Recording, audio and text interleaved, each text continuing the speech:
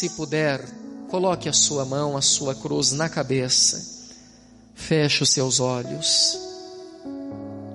Senhor Jesus, que o Senhor coloque as mãos sobre a nossa vida, sobre a nossa família. Continue trazendo saúde, paz, libertação, emprego, e que as obras do inimigo sejam destruídas.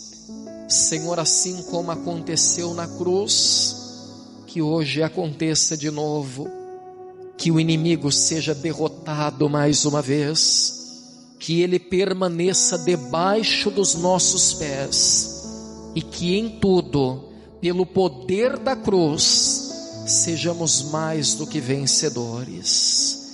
Amém e amém. Digam todos, graças a Deus. Amém.